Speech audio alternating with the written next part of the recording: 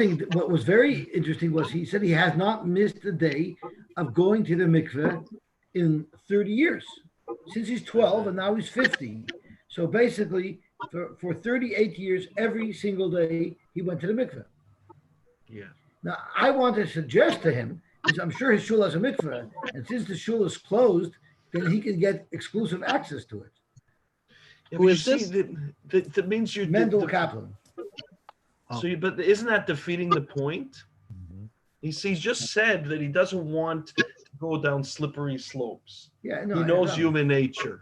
Yeah. Right. And it tied so beautifully into what he said. Yeah. It was a very beautiful stickle. I think we learned it 2 years ago, by the way, that Sikha. I wanted to hear, I wish Dave Zolti here. Yeah, sure. Yeah. Yeah. So we learned Present. Okay, mark him down in attendance. Bueller. There's a reference. But yesterday Mendel Kaplan discussed the first Rashi in Parshas Emor, that he makes an example. And now I feel guilty for learning this Rashi for so many years and not asking that question. Which question? The question is how Rashi compares choyle, that you're giving advice to a sick person. Oh, yeah. Right? Right. So Mendel asked, well, how do you compare Aaron to a sick person? What was he sick about? He's a healthy person. You're giving a person who's getting a new job. He's not sick. He's well. He says, listen, you're going into a nuclear reactor, put on your guards. You're going outside, wear a mask and gloves. We'll listen to the answer. It's Daf Yomi time. Okay. It's on. It's posted. I think it's the same shir he said for his oilam at 8 o'clock. But it's posted. It was the broadcast. Yeah, I put it. It was a very beautiful stickle. It's on YouTube. Did he ask the question why Achrei Mos wasn't why Achrei Mos wasn't before the threat of an Avihu's death, or that warning should have been before and not after? Did he raise that issue? No, I don't think so. I think we assumed that it came afterwards, right? That's another tough question. Yeah. Okay. He didn't address that. Okay. He didn't address that. You know, one of my favorite questions that he addressed is, you go to a shiva house and say, what Aveira did you? I think the reason why your father died is because he did this and this in Aveira. It was raw. It was either the same day that his children died, or it was during the shiva. And they tell Aaron, you shouldn't do what your kids did. Your kids died because they did something very bad. You shouldn't do the same. So that's how he started, which really got our attention. It's a very stark akasha. So it was beautiful how he answered it. Yeah. Okay, I want to go back a little bit, if that's okay, because we had a little bit of a shaklatataria in what pshat the Gemara was, and I'm not sure that we came out with the right pshat at the end. I reviewed it with a Victor yesterday. I called him, but I couldn't continue because it was a tough question.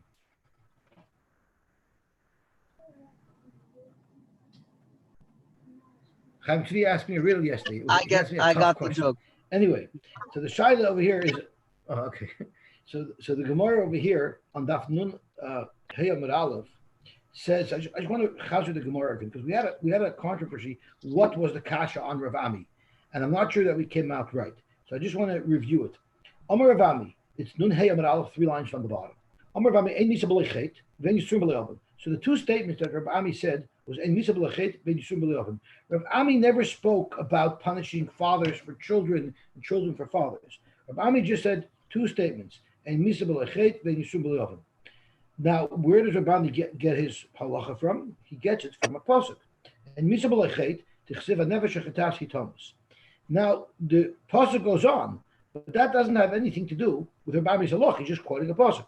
Ben lo Yisa ba'avoina. Sorry, Yossi. Can you Yes? clarify what the difference between a chet and oven is? Chet is b'shoigeg, and avon is b'mezid. Right. Okay. Thanks. So it says ben lo Yisa ba'avoina av, ba'av lo Yisa ba'avoina ben. Sitkas a tzaddik alav tia, Rish Rosh alav tia. This is just the end of the pasuk that Rav Ami quoted, but that's not relevant to what he's talking about. What he wanted to prove merely is hanefesh hachetas hitomus. Okay, then the next thing that he said was, and you swim oven, emphasis on the last two words, so the Gemara then goes on to Nun Hayamad Beis and asks the kasha, and it's this kasha that we had a little bit of a controversy of what was shot in it. So let's look at the kasha again. Amr Malachi Ashos L'fei HaKadosh Baruch Hu. Rebbeinu Shalom. B'pnei ma konasto misa al Adam Harishon. Why did you make Adam Harishon die? And some of Forshim add, you punished him already. You gave him bezeh hapecha teiches lechem. He doesn't have much of a life. He's suffering with bezeh hapecha teiches level. Koitz v'darde tatzmiach. You got to kill him too. Amar lahem, because mitzvah kalot tzivisiv v'avar alem. He was over there. Amar lei. So the Malach told Hashem, don't tell me that the reason why Adam Rishon died is because he did have an Aveira. Because I'll show you that Aveiras have nothing to do with dying. Because Ali Moshe v'Aaron shekaimu kol Torah kula umesu. So you see, Moshe without any Aveira died. Amar lei, on that he answered, Mikra echad tzaddik v'l'rosh v'l'toiv. I was goyz with death upon everybody. Everybody dies. So this brayso seems to say not that we punish children for their fathers, because that's not what Rami was talking about. This brayso says that Moshe and Aaron died without a sin. So I see a Victor smiling face because he's not on video, so I can't see his reaction. But we looked yesterday, the item was ma'ir, that the kash is that from over here you see that Hashem does punish a child for a son. Well, first of all, that's not what the pasuk says. The pasuk says everyone is a gzer of misa. It doesn't say that they'll be punished for Adam Rishon. And B is that's not Rabami's point. Rabami never said anything about punishing children for fathers. That's a pasuk that was just brought down because it's the end of the pasuk that Rabami was focusing on. The kasha on Rabami is, how could you say that people died because of a chet? Here you clearly see from the brayso that the brayso agreed that Moshe and Aaron died with no chet at all. That's all I wanted to comment, and I wanted to hear your feedback on it, because yesterday I think David Zolti and Avigdor thought that the pshat was different. But now that I'm looking at it, I'm sorry? Why did they die? I don't know why they died, but what we know is that they didn't do an aver. All the Gemara is trying to extract from this brayso is from this brayso it's clear that Moshe and Aaron died not because of a chet, and that contradicts Rav Ami, who says that it's impossible to die without a chet. How could the brayso say why they died? How could the brayso say that? It's explicit in the psukim that they died for hitting the rock and causing not causing a kiddush Hashem, but rather doing a kind of a chil Hashem. Right. So that is something that the Rishonim do speak about. They do speak about why isn't that considered an affair. So there was right on it. I threw out some svarsh yesterday that you didn't like, rightfully so. They were difficult to understand. And one of the svarsh I threw out that wasn't a taiva there. It was a ruchnistic, cerebral affair. And you said adrabah. That's a bigger reason why they should die. Because if they didn't even have the excuse that they had a taiva, right? That's what you asked. Right. That's a good shaila, but that doesn't change shot in the brayso. No, but it's a weak teretz. It's masculine, but that's not what I'm focusing on. I'm trying to. You have a side question. How could you say Moshe and Aaron didn't do the aver? It seems from the Torah that they did an aver. I mean, a side question. The question, but that doesn't have anything to do with proving from the brayso. I mean, why is it a side question? It contradicts the premise of the question. I agree with that, but the brayso is still saying that Moshe and Aaron died for no aver. So you have a kash on the brayso. Yeah. Right. Rabami also does. That we're asking a kash from this brayso on Rabami. Rabami is saying that you cannot die without an aver, and this brayso seems to say you are dying without an aver, and you're asking, how could the brayso say that Moshe and Aaron didn't have an aver? Apparently, they did have an aver. That's a very good child. Clearly, they had an aver. There can't be an argument about that. Right, but the question is if the aver that they had was worthy of misa. That's the real child. That's okay. Well, clearly, it's not a misa what they did. But the question is does that aver, whatever they did do, Rabami held that whatever they did do, it must have been worthy of death, because otherwise nobody dies. The Brisa seems to say whatever they did not make them worthy of death. And that's where the Malach was asking Hashem, Moshe and Aaron didn't do anything that's worthy of death, and you killed them anyway. So don't tell me that you're killing them because you did an Aveir. That was the Malach's Tanya to the Rebbeinu Shalom. Don't tell me that you have to do an Aveir worthy of death in order to die, because Moshe and Aaron did not do an Aveir that was worthy of death. So, but I'll call upon from the Brisa you see that Moshe and Aaron didn't do an Aveir that's worthy of death. And that's a direct stira to Reb Ami, who says that unless you did an Aveir worthy of death, you will not die.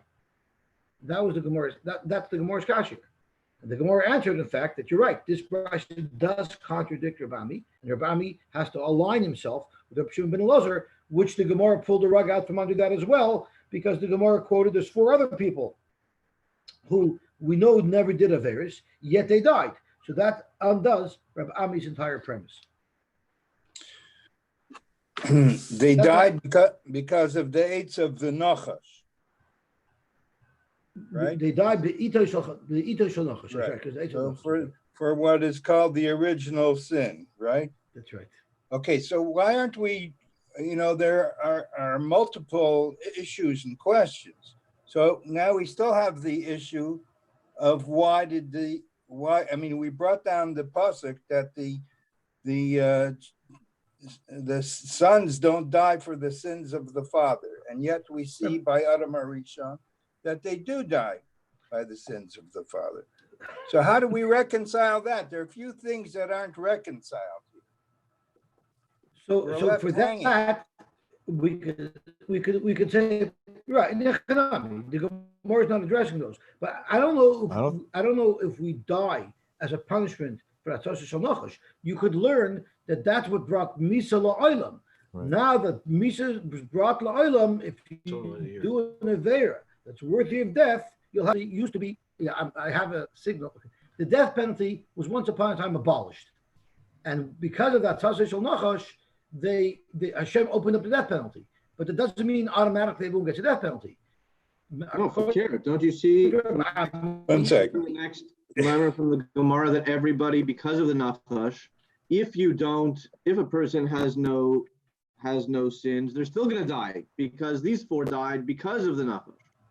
Nobody gets out alive. If you hold, no, that's correct. That's correct. According to the Halacha L'Maaseh, after Abami was slugged up, that is the fact. Everyone dies because of the Nachash. That's true. But Reb Ami had to have a pshat in that as well. So Reb Ami must have learned that the Eitos Shel Nachash wasn't what kills us. That's what brought the death penalty. Right. But the Aveira that you have to do would be a different thing. The Gemara slows up Reb Ami. So Halacha L'Maaseh, you don't even have to do Aveira at all. That's right. You can die for the Nachash. Right. That's right. It seems to me, if you'll excuse me, a bunch of double speak. You know what that is? You can't. That's what the Gemara is all about, splitting hairs. Okay, yeah. The fact remains that it was the chet of Adam Arishon. After that, everybody died. Before that, nobody died, right?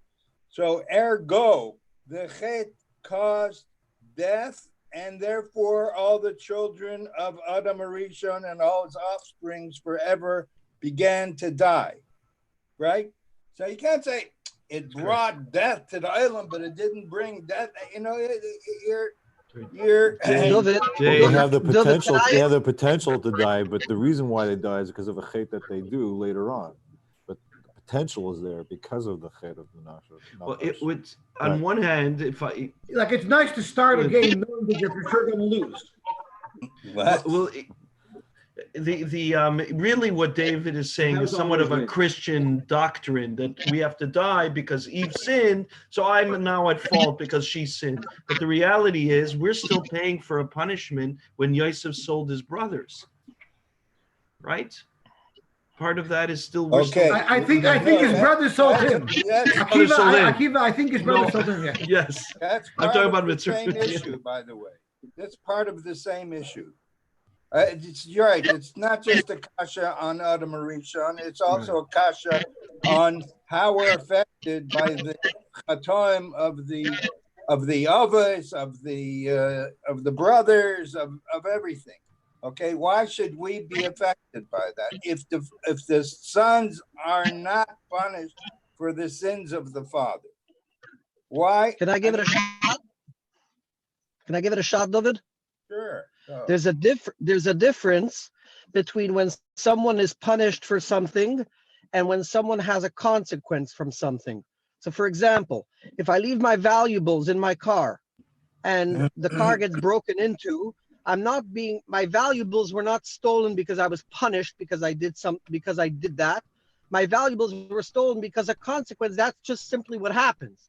So if a father and if a person goes and is mezana with somebody, his kid is a mamzer. The kid is a mamzer not because he's punished because of his father, but because the father did something that, as a consequence for what he does, his child is not going to be a kosher Jew. If a family decides to move to Zimbabwe and all of the kinderlach are now going to be not from, the kids are not now being punished because of what the father did. It's just simply a consequence. Okay. It's right. almost as if I hear. Yeah, Okay, I that's hear. You're making a fine distinction. However, so it should have, the pasuk should have said, okay, you won't be punished for them, but you'll pay the consequences for them. You understand? So there is there's a consequence. A child is a mamzer not because he's punished, but because of a consequence. Simply, that's just what had happened. So Adam Arishan did something so awful that his kinderlich became subject to misa, just like a child became a mamzer, but not as a punishment. The children didn't become punished because of some original sins, and that's why when we say children are not punished because of the sins of their fathers, they're not punished, but there's definitely a consequence if somebody decides to move to a non-frum area and all of his kinderlich are not going to become frum. It's just what happens, just the way By the way, it's a good teretz. That's probably the emes, but I'm still bothered by it. Okay, let's either get more right here. We better get started on today's daf. So we're at the bottom of Nun Hey Amud Beis, the last 4 words, and we're discussing people's affairs. And when we discuss people's affairs, we always have to keep in mind what we said over yesterday from the Mashgiach of David Kronglas, that we don't understand their affairs. Anything that we understand was wrong, they wouldn't have done. So let's see what it says. Amar Reb Shmuel bar Nachmani, Amar Reb Yosy Simon. Kol ha'omer, anybody who would suggest to say that Bnei Shmuel chatu, that the children of Shmuel did an affair, and the Gemara is going to get into the specifics of what that would have been. And Rashi tells us the suggestion is they did an affair by, they were shoftim, they were judges, and they took bribes, and they distorted the din because of that. If someone will suggest that, Einoi Elotoya, even though it might say that in the pasuk, but someone who learns it literally would be making a mistake. Shenemar, because it says in the pasuk, Vayehi. So I'm going to get the Torah right in here. Vayehi kasher zaken Shmuel, when Shmuel was old, Vayosam esponov shoitim Yisrael, he made his children as shoitim of Klal Yisrael, like he used to be. He was a circuit judge. And it says, V'leholchu vanov b'drachav, his sons did not follow in his way. Vayitu acharei habotza, they went after money. Vayikchu shoichad, and they took bribes. Vayatu mishpat, and they distorted it in. So anyone who learns this as Pashut Pshat would be making a mistake. And how do we know that?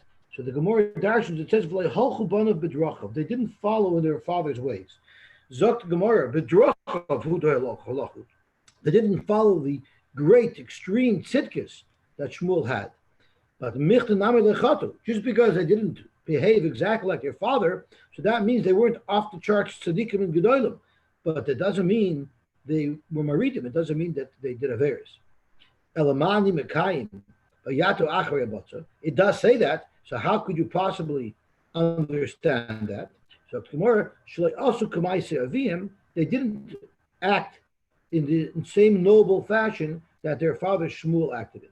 Shahaya Shmuel HaTzadik, Mechazer, B'chol Mekoyim Yisrael, B'don Hashem B'Areim. Shmuel would actually travel from community to community to paskin on any Dinei Torah that they had. So he troubled himself. Now that means Shmuel was not able, they didn't have internet in those days, so he couldn't keep on top of his stock portfolio because he was out of town. And he couldn't tend to his fields because he was out of town. And he couldn't supervise his business because he was out of town. But he put his own needs secondary, and he put the needs of Klal Yisrael ahead of his needs. Shenemar, because it says in the Pasuk, the halach midei shana b'shana, from year to year, v'savav beis el v'gilgal v'mitzpah, he actually traveled around to all of the communities in Eretz Yisrael, v'shavat es Yisrael, and he judged and he paskined under Dinei Torah as kol ha'makoyim es. So that's what Shmuel did. However, the Heimel Yosukin, his children didn't do that. El Yoshu Vareim, they said, no, you're going to have to come to us. Why? None of the Bezdin didn't need any couriers and didn't need any shluchim Bezdin because the Bezdin was wherever it was paskening. But once the children took over and they said, no, we have to stay in town. We can't travel around. We have our stock portfolios to manage. We have our businesses to manage, our fields to tend to. We have to worry about ourselves. So we have to stay put. You want to seek judgment? You have to come to us. And that also caused that his secretaries would make a lot of money because anytime there was courier services that had to go back and forth to communicate and to get information for the courts, all that had to be done by shluchim. So it's basically exactly what liberals do when they increase the public service. They don't say we're raising taxes, we're increasing the public service. They don't do things efficiently. They do things in a way where it will benefit them, and that makes the cost soar out of control. And they don't care if that creates a burden on society. So basically what the Avera that it's talking about is that they became liberals. Shmuel was a conservative. He cared about the people. He was with the people, down in the trenches with the people. And the liberals, his sons were in their ivory tower, sipping lattes and saying, no, you want our services, you have to come to us. I don't care how much expense is going to be incurred. No problem. We'll just hire more public service. And that'll solve all the problems. Just throw money at it. Other people's money at it. So in effect, they were drug dealers because they were opium dealers, other people's money. So basically, they were addicted to spending other people's money. Nothing changes. So we do know that the whole leftist union movement was started by the Jews. I don't know. Maybe it had its origins even back to the biblical times. Yossi, these are the first. These are legal disbursements. These are legal disbursements. Don't let Shlomi off so easy. This is the $500 photocopying charge right here, and the couriers to run the packages back and forth. That's right. So the whole court system, the lawyers are in cahoots with the judges and the whole legal system to jack up these things. There's a famous story with an older man, an older lawyer who took his son into the business, and he had many different cases that were ongoing that he was working on. And like a couple of weeks after the father sort of starts to pull back and retire, the son calls his father and says, Tati, you'll be so proud of me. You know that Goldstein-Feldman case that you've been working on for 20 years? I finally got a resolution. He said, are you crazy? I earned a living my whole life off that. Then you screw it up in one chop? How you talking? So that's how it worked. Everyone's got to earn a living. So this shaila as to whether or not a multi-tanoi machlokes. The children of Shmuel turned after money. Reb Meir Omer, what does it mean? Chelkom sho'alu b'fiyim. This is very geschmack. Imagine if we had a whole panel of people discussing what Shlomi Feintach Saveri was today. It would be very uncomfortable. Here we have the whole Gemara, and every Daf Yomi in the world is geribbling in to the Avera of Shmuel's children. I wonder how they feel right now. So I don't come to their toenails, but the Gemara is discussing, so I'm going to read the Gemara. Yossi, it's okay because it's Acher Mos Kedoshim. It's fine. Now Shmuel was a Levi. I don't know if you knew that Shmuel was a Levi. and he was entitled to Meiser. Now, let me ask you a question. If some Levi that nobody knows and nobody cares about comes to you and says, "Can I have your Meiser?" and then the judge whose court you're going to be in next week also comes to ask you, "Can I have your Meiser as a Levi?" Who are you going to give the Meiser to? You're going to be coerced to give the Meiser to the person who you know could judge you when you're in court. And when that causes, they became wealthy because they were hoarding all the Meiser. Everybody was happy to give the Meiser, yet nobody was giving the Meiser to the Anim who really needed it. So that was one shot in what their Aveir was.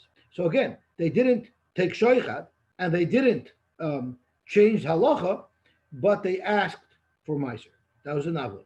Laomer, Melai Hitilu al Balabatim. What they did was, and this is an old story, is they invested money. They invested money with Balabatim. There are so many stories. Shmuel told me about a very wealthy person who was nifter in the last couple of years, who left his son-in-law a lot of money.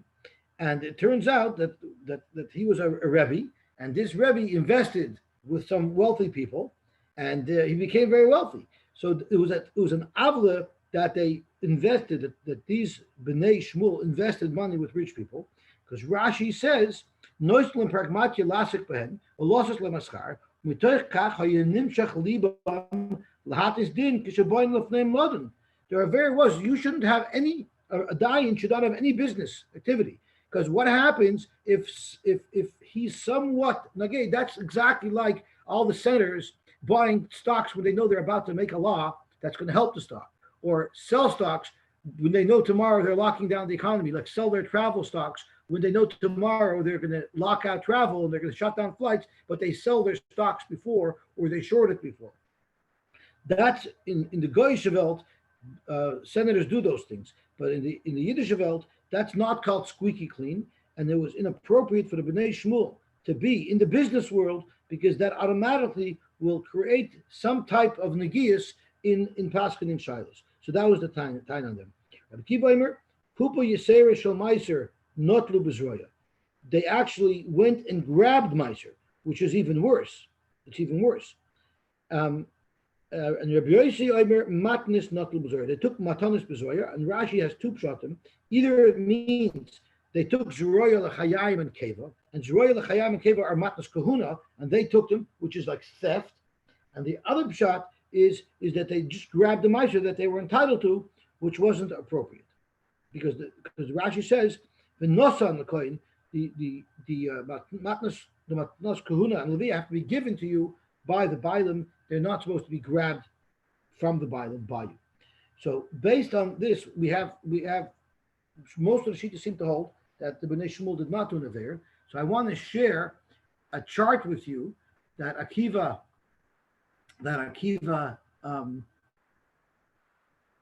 showed me, and this is what I want to share with you. So put here for a second. I think it should show up over here. Let's see if it's. I'm trying to see if I'm able to make it be seen. Oh wow! Can you see this? Yeah. So we have over here. Okay, we have over here that according to Reb Shmuel Bar Nosson, who was the first Shita, who started the Gemara, he said, so he learns that what did they do? They didn't do any Aveir. He doesn't discuss what pshat is, but he says they didn't do an Aveir. It just says also Kamaisavim. And it also says that their avla was is that they became liberals and they sat in the ivory tower, and instead of going around to service the different communities with what they did, he didn't. But that's not an Aveir. It just means they didn't do what their father did. They weren't on that same level. They went from conservatives to liberals. But Reb Meir holds that they did do an avla. They didn't do the Aveir of shoichat natas din, but they did do the Aveir of asking, which would put pressure on Balabatim to give them the matas kahuna. Reb Yehuda holds that in fact, they do the Aver. Rabbi Yehuda says, Malai hitilu al balabatim. So I'm not sure what this chart means, because Malai hitilu al balabatim does not mean they took shoichad, unless he learns in Rashi, so maybe he learns that might be shoichad. That could be a little bit like shoichad.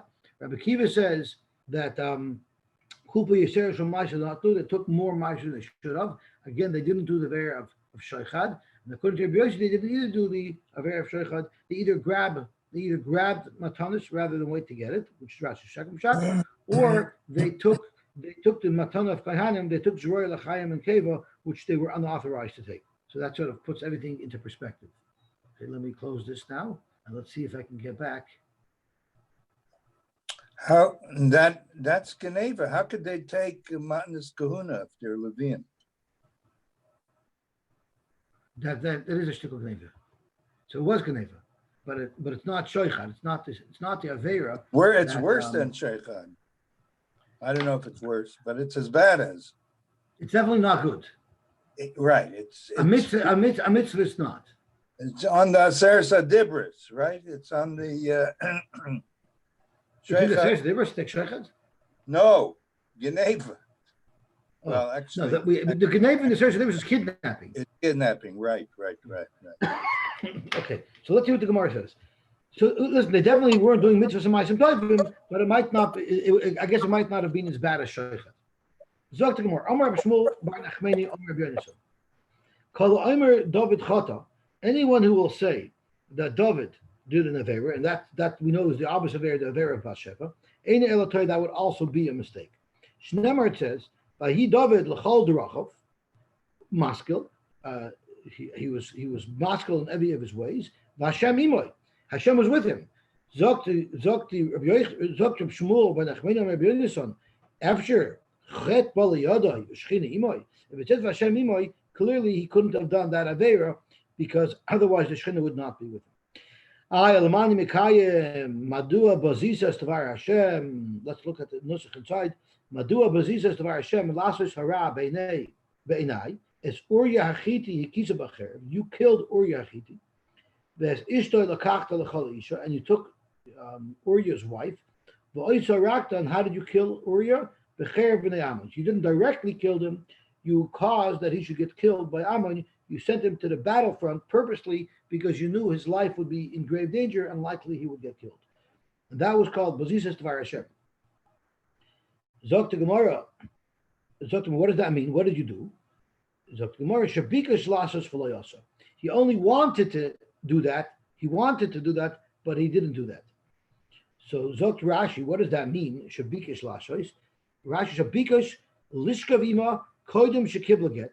He wanted to be with her before she got her get, which would have been a real Eisosish. Now, how does she get this get? Her husband would send her this get from Milchama. Shem Yamus, if he would die, or maybe he'd get killed. They made a love, and there would be no one who witnessed it. So because of that, they always sent the get from the battlefront. But he wanted to be with her before the get, but he wasn't. And that's why the Torah says that he did this Avera, but he didn't really. He didn't really live with her. Why wasn't he Aver like Sachmaid?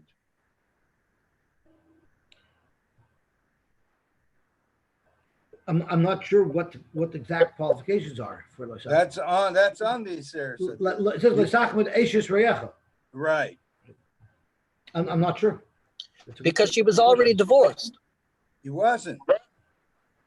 No, was she not?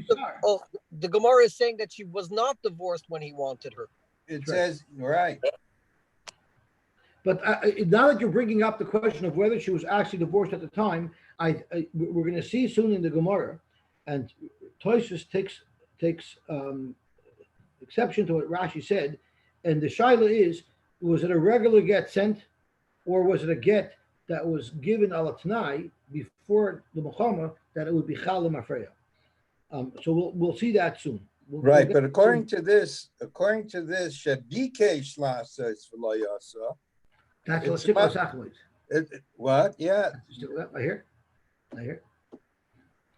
Uriah didn't live very long. So the Satmar Rebbe once asked, it says and the Torah lists off everything that you shouldn't say Hachmod. The Ishtoi, the Avdoi, the Chamoyer, the Shoyroi, right? And after the Torah lists off all the individual items that one should not lust from his friend, the Torah wraps it all up with V'choil Asher L'Reecha. So for the Satmar Rebbe, the Torah already listed off item by item by item of what you're not allowed to lust. What else is the Torah adding by coming with a general rule, V'chol Asher L'Reecha? So up the Satmar Rebbe, it's very simple.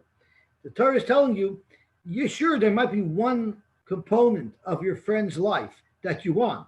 But if you're going to want his wife, then you have to take V'chol Asher L'Reecha. You have to take all his problems that come with it. You can't just say, oh, I like his car. No, if you get his car, you're going to be stuck with his house and his wife and his kids and his business. You're going to be stuck with the whole thing. So before you cherry pick someone's good fortune, realize that it comes as a package, and you might just not like the package. Anyways, let's go more weiter. Shabikas lashes for Leosa. Amar Rav, Rebbe the Osam David, Rebbe who came from David, he's a descendant of David. Mahapich v'dorsh b'schusa to David. Avada, he's going to want to learn. He took him to exonerate his grandfather. Madua b'zizas dvar Hashem lashes hara. So how does Rebbe learn that? Rebbe Yomer Mishuna Ra'azu Mikol Rosh B'Torah. The way the Novi, the Pasuk, writes this lashon is very interesting, because it says Mazua Bazizas Devar Hashem Lasoy Sarah. Shekol Rosh B'Torah. Normally, when the Torah talks about someone doing bad, Tzibu Vayas. So it should say Vayas Hara. Lasois is like almost third party. Chanks of Lasois. It's like sort of, it's not so direct. The Zok to Gemara, Zok to Rebbe, I'll tell you pshat in the pasuk. Shabikesh lasis v'layasa. David only wanted to do an avera, but he didn't. Es Uriah Hachiti hikisa b'chorev. The one time is that you killed Uriah Hachiti. What would have been the right way if you felt, in fact, that he was murdered b'malchus? There's a right way to deal with that. Shahayalach l'dainai b'sanhedrin. You should have taken an impartial, arm's length justice system that wears blindfolds. It should be a blind justice system, not like the FBI and the CIA and the Ministry of the Department of Justice, but it should be really a blind justice system. And you didn't do that. Rather, you took matters into your own hand. And the other thing that the pasuk says, you took his wife as an isha, but it says lakachtaloi. That proves that in fact likuchen yesh l'chaba. It must have been a legitimate marriage. We must say that kedushin was toifus in her, meaning she could not have been an eshish. Because if she was an eshish at the time, it couldn't have been called lakachtal isha, because kedushin is not toifus on a married woman. So in the words where it's criticizing him for taking Uriah Hachiti's wife, in those words in the pasuk itself it lies the secret that in fact kedushin was toifus. Zok to Gemara weiter. This is the punchline. Based of it, anybody who went to war in David's army, he would write a get to his wife. Shedemar, where do you see this in the pasuk? Because it says this is when Yishai was sending David to bring a care package to his brothers at war. It says, you should bring these to the general, and check out your brothers to make sure they're doing okay, and make sure to watch their safety. We dash in the post, my aruvasam, Reb Yosy, go get from them gittin to give to their wives, so that just in case they disappear in battle, these women will be free, or if they die, who know they died, they won't be zokuk even. Okay, so now let's see Toysos on this. Get Kish Kosalisha. Pirish Rashi al Tnai. Rashi said it was on a Tnai. Shim Yomas B'Muchammad Tim Mugareshes Me'achshav. If they would die, she would be Mugareshes and there wouldn't be a problem. But Rachlem LePerushes of Toysos, the Afal Gab the Uriah Baman on Muhammad, Uriah made it back. Uriah made it back from the war. So if he made it back from the war, his get was never a get. So in fact, she was an Eshishish. In fact, David was Mizana with an Eshishish. Dr. Gemara, no. Because at Tnai Hoya, Even though he survived the battle, he has to get home from the war and resettle. And that's the tnai. So even if something happens to him after the war, but before he gets home, that would also make the get a kosher get. But there's a problem with this concept of get al tnai. What status does a woman have if her husband gave her a get and we don't yet know if the get was chal? So even though we might learn later that the get was actually chal already, because the get is given at the time that it's given, based on the condition of something that might happen in the future, what status does she have until it becomes clear what the situation with her husband is? Meaning, according to Reb Yehuda, this whole time it wouldn't work because that would make it that David was with this is Bathsheba, right? She was with him when she was Neshish. The get that these soldiers gave their wives were actually a get without a tnai. It was an outright get. Suffolk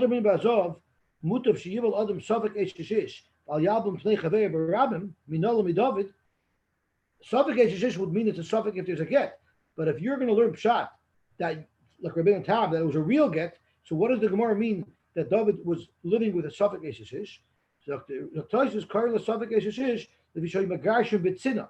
It wasn't public. Everyone privately gave a get, and not everybody knew that. So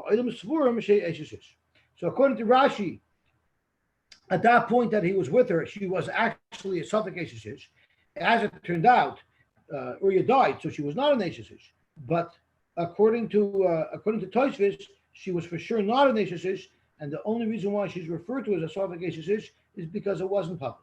So yes, according to that shot that there was an outright get, they all had to remarry their wives? Yeah.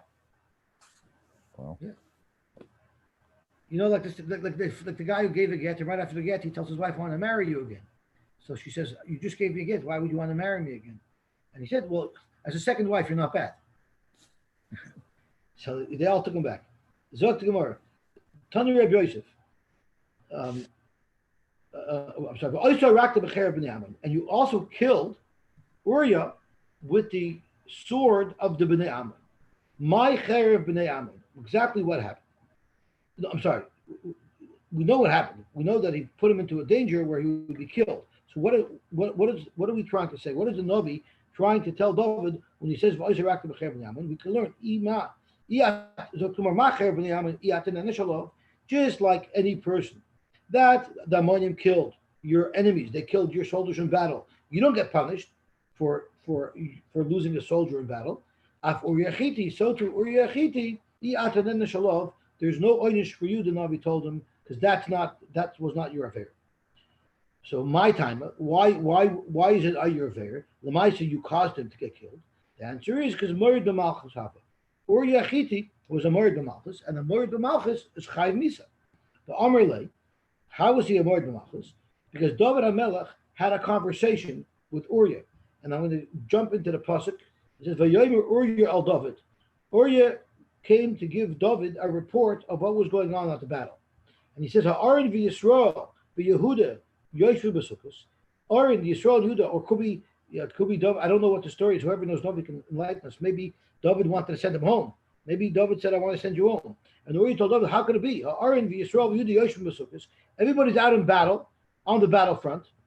The Adonai Yoav, and my master Yoav, which was the Merida B'Malchus, because in front of a king, you don't call anybody else an Adon. Adonai Yoav, Avdei Adonai, Al Pnei Asadachim. They're sleeping in tents on the battle, in the middle of Gaza. Vani Avoy Al Beisi, Lechoel, the Lishtois, the Lishka V'Mishti, and you think I'm going to be a deserter and go home while my brothers are risking their lives in battle? Chayecha v'chinavshecha im eses adavar hazeh. So the just for the record, Yossi, it was in Jordan, not Gaza. Okay. Ammon is Amman. The capital Amman is named after Ammon. It was metaphorically speaking. Yes, I realize. David understood that, but it has to be geographically correct as well. Yeah. So you're there on the battlefront, and all my buddies are in Transjordan on the battlefront, and you want me to Skype them from my house, sitting in luxury, they'll freak out at me. Zok Gemara. So because of that, he was Mechuyev Misa, and David in fact did not do an Isser there. Amar Rav, David, if you actually analyze and scrutinize the Averis, David's life, things that he did, you won't find any other Avera, Bar Mi Uriah, besides this Uriah affair. So even if CNN and MSNBC and all of the leftist media are analyzing and looking for any way to attack you, there's nothing. David was squeaky clean. There was nothing that they could find on him. The Chsiv, because the pasuk says, the Navi says, in Ois Ches, Asher also David, as a Yasher ben Hashem. David did what's the right in the eyes of Hashem. The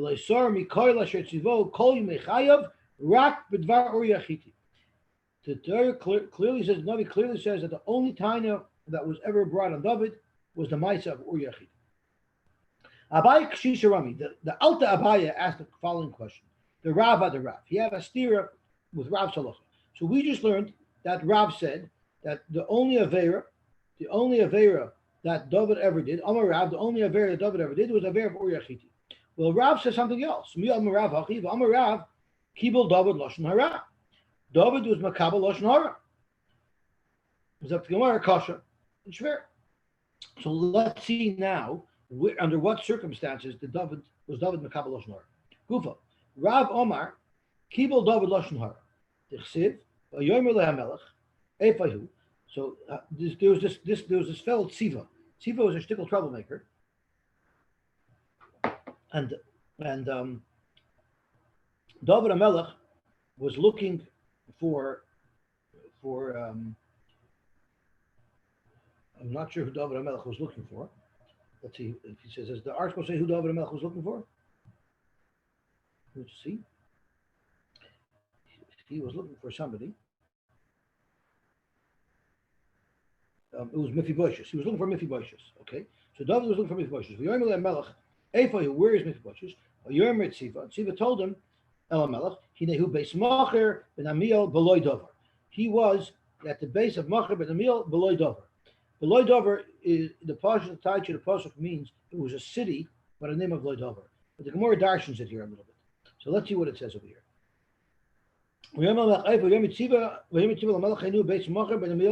Below Dover, and if you notice that the Gersh of the Gemara changes the loy with a vav to a loy with an aleph, and Rashi darshans that he told him below Dover ain't chacham b'Torah. He's not a chacham b'Torah. And David found that he in fact was a chacham b'Torah. So what did it say over here? So first, Tziva told him that Mephibosheth is below Dover, and then in fact, the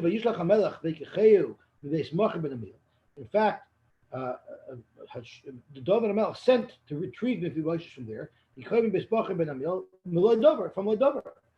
But there it says below Dover, we darshan that in fact he found out that he was a Talmid Chacham. So right away, David HaMelech saw that Tziva was lying to him because he saw that he was a Talmid Chacham. Mephibosheth was a Talmid Chacham, unlike what Tziva said that he was a loy Dover. Zok to Gemara, Michti. Let's understand something. Chazir de Shakru. He already saw, David HaMelech already had an experience with Tziva, and he already knew that Christopher Steele was a liar. I mean that Tziva was a liar. So how is it Kihadar Al Shniluya when he came out with his next dossier?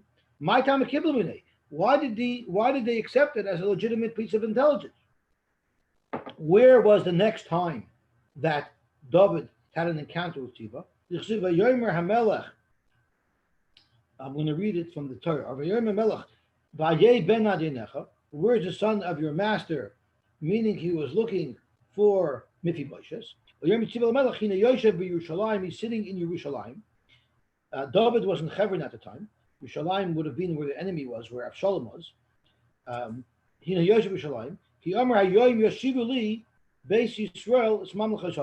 So basically, Avshalom was hoping that he would take over the Malchus, and Mephibosheth was part of that party, And Mephibosheth was so Tziva said lashon hara on Mephibosheth, that Mephibosheth is looking to get back his glory.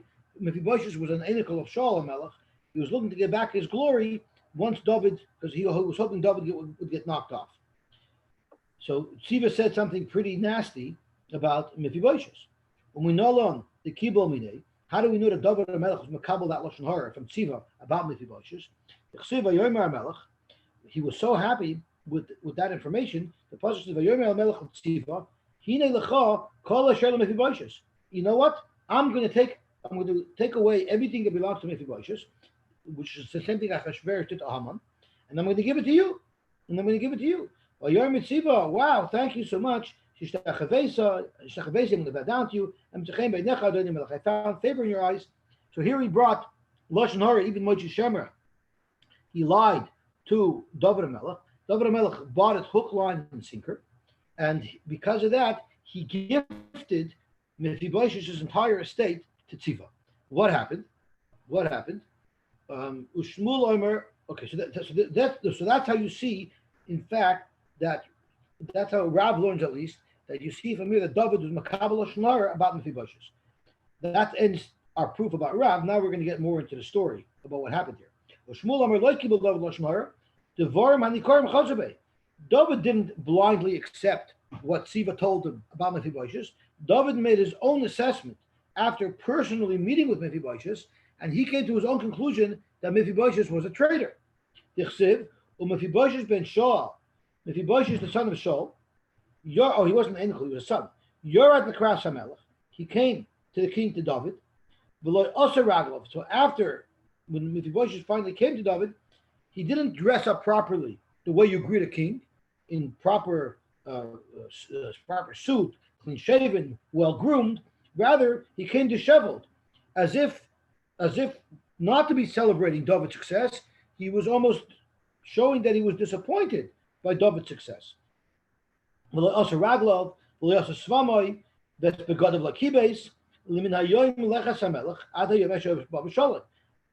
time that David HaMelech left till he came back, he was dirty.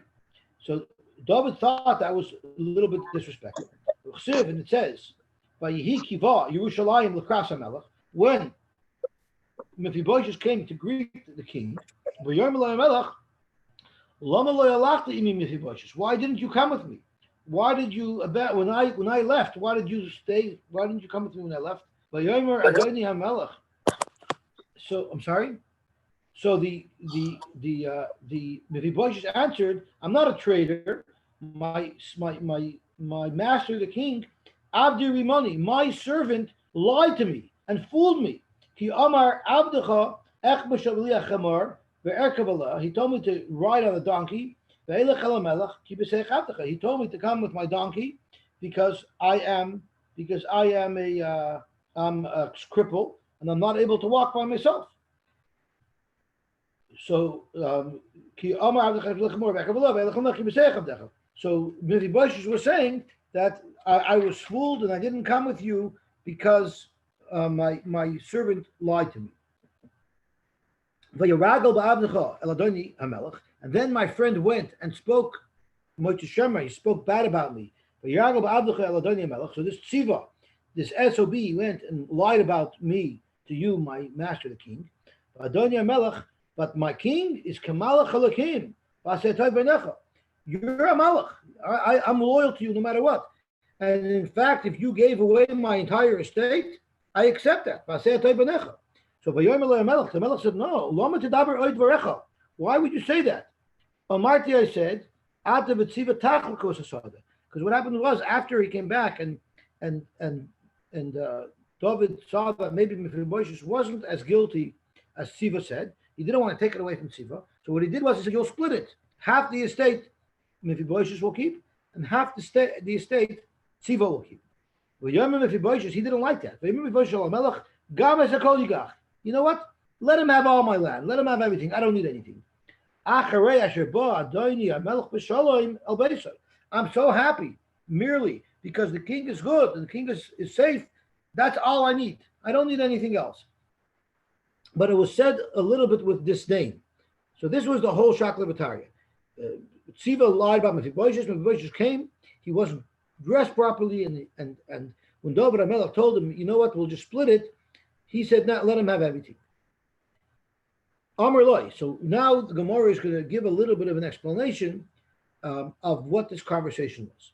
Amar Loi, Ani Amarti, I said, in other words, Mephibosheth is telling David HaMelech, all I cared about was your safety and your health. I cared about the king.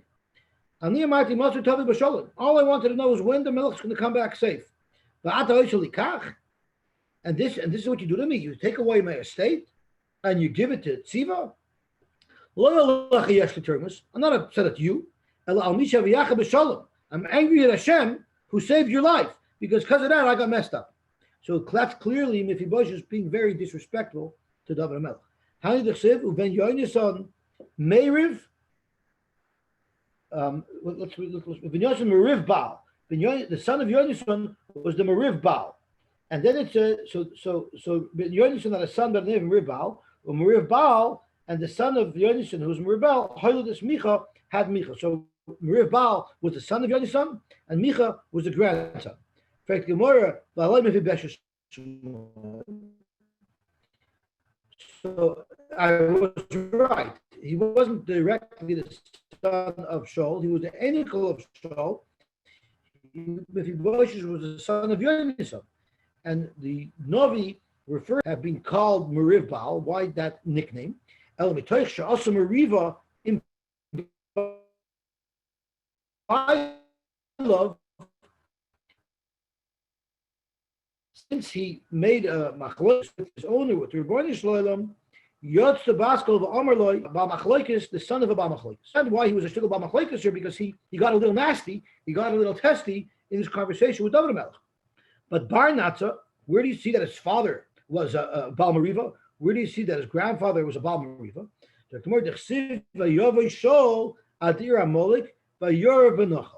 He came to the city of Amalek, and Vayorv is a Lashon Meriva in this Nachal. And what does it mean? Nachal al Iskin. So Amalek, actually the Amalek was at a plateau, it wasn't in a valley. Yet it says that when he came to approach the Machane of Amalek before he was supposed to destroy them, it says Vayor V'Nachal. And Rashi tells us that V'Nachal means referring to the Egla Rufa. And the Egla Rufa is normally killed in a Nachal, in a valley.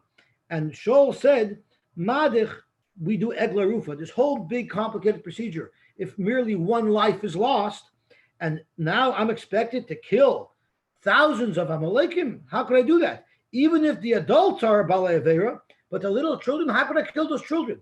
So basically, he had an internal struggle, and he was not able to follow the tzivui of the Rebbeinu Shalom. So that's why they refer to Mephibosheth as a Natza bar Natza. You yourself were a shtickle fighter with David HaMelech, and your grandfather Shaul was a little bit of a fighter with Hashem. He didn't want to do what the Rebbeinu Shalom asked of him. Amar Reb Yehuda Marav, V'shash Amar David Mephibosheth. At the point when David told Mephibosheth, you'll split the property. Yotz the Baskoil, Amra, Loi. A Bask came out and said, David HaMelech, you're doing a shtickle injustice, because really, Tziva was a liar, and really, Mephibosheth should have kept everything. Yet, you're taking away half his land. Zok the Gemara. Now, the Gemara showed that he wasn't so poshut. Mephibosheth wasn't so innocent. He wasn't so perfectly loyal to David HaMelech. But nevertheless, David did something that there was a shtickle time on him. So the Basel came out and said, you know, David, you're going to suffer the same fate. Rechavim v'Yeravim, your Einiklach, Yechalkos v'Malucha, are also going to split up the Malchus, and that led to tons of problems. It led to Avodah Zarah, and eventually to Churban Bayis. Amar Reb Yehuda Amarav, Il Moli Lakibel David Lashon Hara.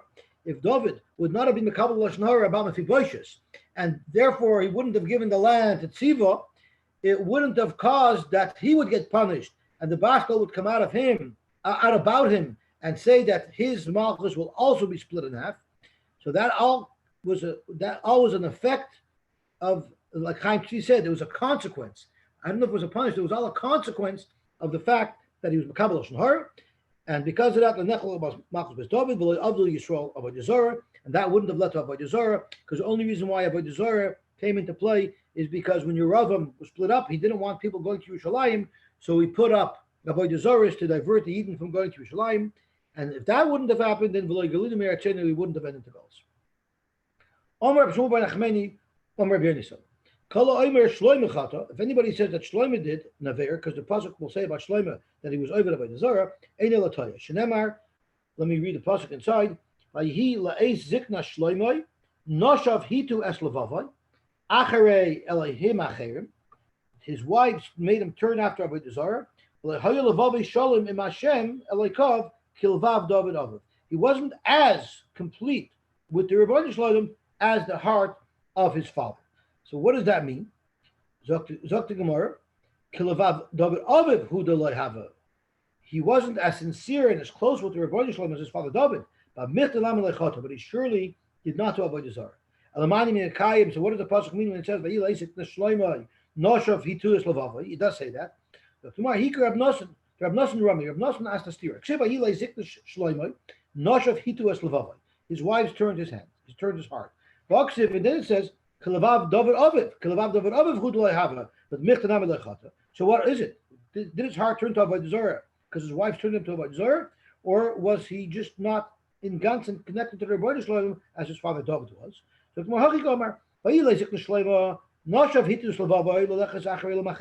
they tried to convince Shlomo to turn towards Avodah Zarah, but he didn't give in. So the kind of was that his wives tried to press him to do Avodah Zarah, but of course he didn't give in. How could you say he didn't give in? It says in the pasuk, "Oz yivne Shlomo bama lechemush." I think lechemosh shikutz Moav. Shlomo built a bama to the Avodah Zarah of Moav. Bahar asher al pnei Yerushalayim, on the mountain that's opposite Yerushalayim. Ulemoilech shikutz pnei Amin, and for the Avodah Zarah of Moilech shikutz pnei Amin. So the pasuk says that Shlomo Melech built bamas. That's the mamish Avodah Zarah. So come on, that doesn't mean the mamish built it. It should be because he wanted to build, he had a machshava to build, but of course he didn't do it. So if you're going to say when it says Yivne, it means he wanted to, but he didn't. Well, look at the flip side where he did something good. When it says Oz Yivne, Yeshua Mizbeach Lashem, the pasuk tells that Yeshua built a Mizbeach. Does that mean he didn't really build it? Are you going to say that Yeshua didn't build a Mizbeach? Ela de Bana. Bana means Bana. It means literal. So when it says that Shlomo built bamis, that's what it means. Elachil the Tanya Reb Yosy Simon. There's a bamis asher al pnei Yerushalayim, asher mimin lahar hamishcha, asher bana Shlomo melech Yisrael ashres shikutz tidonim.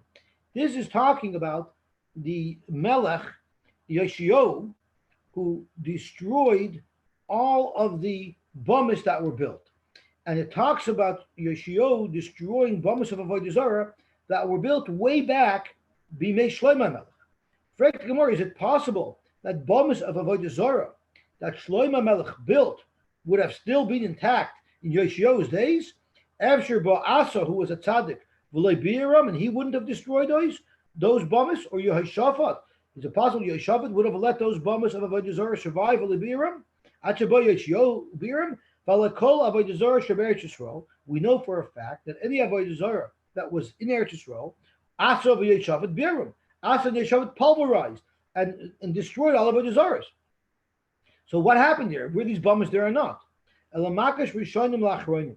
We're being makish the bamas that it talks about Shlomo Melech building to the bamas that it talks about Yoshua Melech destroying. Machronim lo yasu v'tolo behen l'shvach. Just like Yeshua didn't really destroy those earlier bamas. Those earlier bamas were in fact destroyed by Asa and by Yeshaphat. Yoshio only destroyed the new bamas that were built after those times. Yet the Torah gives Yoshio the credit for destroying all of the bamas.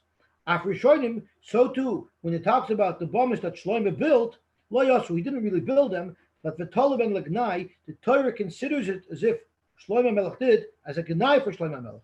And this comes full circle to what we were discussing yesterday. It says Shlomo did something bad. How could he didn't build bamas? he should have stopped his wives. It's his wives who built these things. He should have stopped his wives from doing it, and he didn't. Therefore, Maila Olav Akosov Ki'ilu Chata. The Torah considers it like Shlomo Melech built those bombs. Amar B'du Amar Shmuel. I'm going to need help with this next Gemara. I don't know Pshat.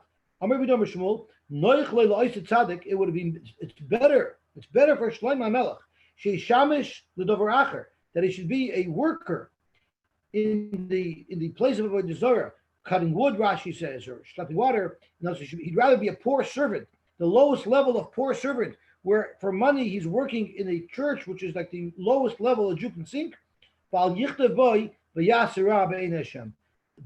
would be better than having the Torah write about him that he did Hara Bein Hashem, meaning not stopping his wife from doing an Aveira is much worse than if he would have had to be a Shamish L'Avodah Zarah.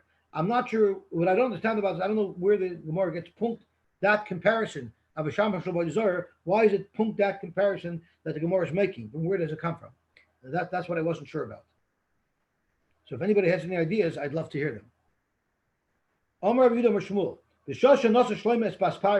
the first step down the slippery slope was when Shlomo Melech, for political reasons, married Bas Parai, and what happened was she brought in for him Elef Mini Zemer, 1,000 different types of songs or instruments were Amar Loi, and she would tell him, this is the theme song for this Avodah Zarah. The and this is the theme song for that movie. And he didn't stop her and say, hey, you're not allowed to do that. So that's one of the tiniest. He should have nipped it in the bud and stopped any Avodah Zarah from festering in his household. When Shlomo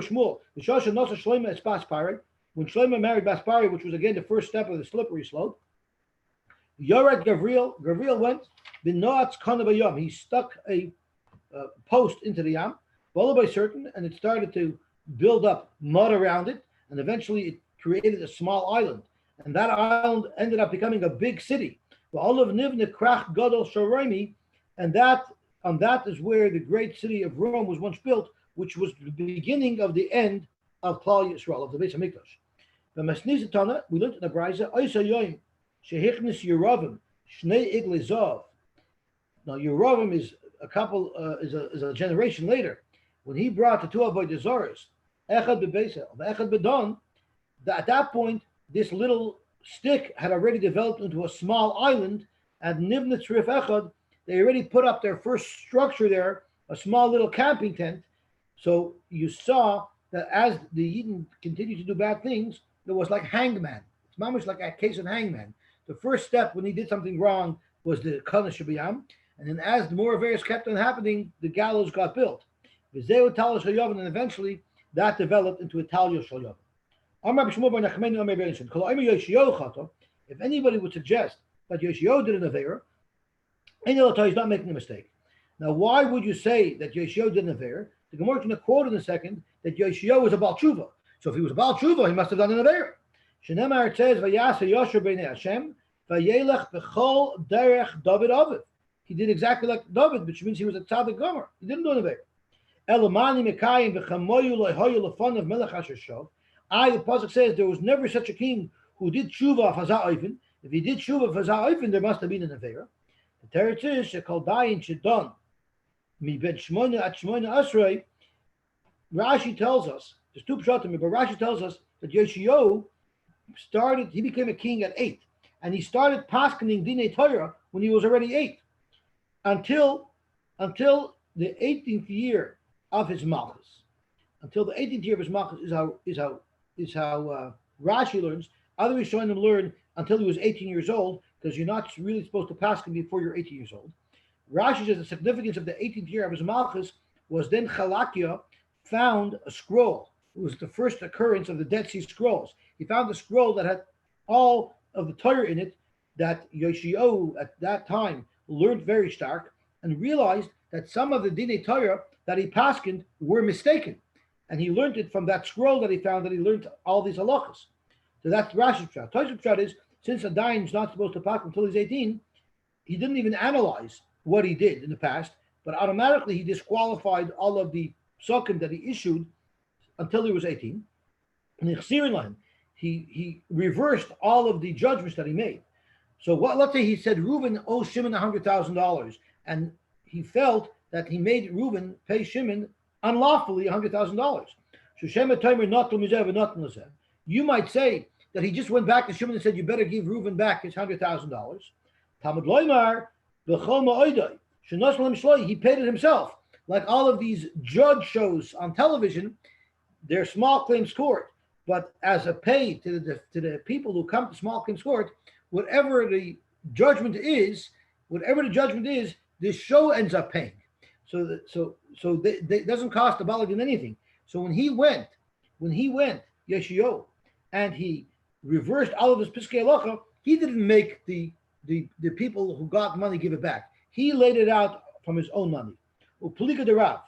And he's arguing with Rav. Rav ein loch godoil the Bali Tshuva Yoshim Yeshio b'doyrei. Rav held that Yeshio did do Averis because he was a big Baal Tshuva, and there was no greater Baal Tshuva ever than Yeshio in his times. And v'echad b'derenu, and there's someone who lived in Rav's generation who Rav is also highlighting as an exemplary Baal Tshuva. Umanu, who is this person? Abba Avua Reb Yirmiyah bar Abba. Abba, who was the father of Reb Yirmiyah bar Abba. He was an unbelievable Tshuva. Ramila Acha, the brother of this person. Achua the Abba Avua Reb Yirmiyah bar Abba. So it either means Reb Yirmiyah's father or Reb Yirmiyah's uncle. The Amar Mar, Reb Abba v'Acha, Reb Abba and Acha, Achi Havu are brothers. Amar Reb Yosef, there's another person in our door, in our generation, who's also a Muridik Baal Tshuva. Umanu, who is that? Ukvan bar Nechemia. He is Ukvan bar Nechemia, Reish Galusa, the Reish Galusa, and he was saying he was a Baal Tshuva. Behind Nosan de Tzutzisa, he's also nicknamed as Nosan de Tzutzisa. And Rashi says, where did that come from? Because we're in a moment going to learn about a dream that a Malach reached out to this person, and Rashi says, Al Shem Nitzoitzin de Nura. There were sparks of fire. Shamalach Pashat Es Yadoi. The Malach stretched his hand out to Ukvan bar Nechemia in a dream. The Kibel Shuvasai and accepted the Tshuva. And at that time, there were sparks flying. That's one shot. The second shot is Lish Nachrina Al Sha'achsai Amalach Betitzes Roishoi. The Malach pulled him by his payas. And we're going to get to there in a second. I'm Reb Yosef. Reb Yosef said, I was sitting in Shir, and I fell asleep in Shir. And you know what I dreamt? I saw in my dream that the Malach was accepting something from Ukvan bar Nechemia, and he was being Mekabel Tshuva. And that's why he was called Nosan de Tzutzisa, because either there were sparks or he pulled him by his payas, which is what the Breslevers, it was the Breslevers and the Lubavitchers. So the Breslevers say that anyone who has long payas, Rav Nachman, if he finds them, he's going to go to Gehenna. Rav Nachman's going to schlep him out by his payas. So someone told the Breslever, why do you need Rav Nachman to schlep you out by your payas? Avraham Avinu said, anybody who had a bris, I'm going to schlep out of Gehenna. So the Breslevers told him back, you tell me where you would rather be schlepped out of Gehenna from. So that's mamish what you see here in this Rashi, is that the Malach chapped on Mar Ukvan bar Nechemia with his krasel to pious. Okay, we'll stop here. Hadin alach ba me behema, hadin alach ba me behema, hadin alach ba behema. And in Mitzvah Shem, Matzah Shabbos, we're going to learn about ba me ishiyotze. We're going to learn about jewelry of women. It might be a very expensive parak.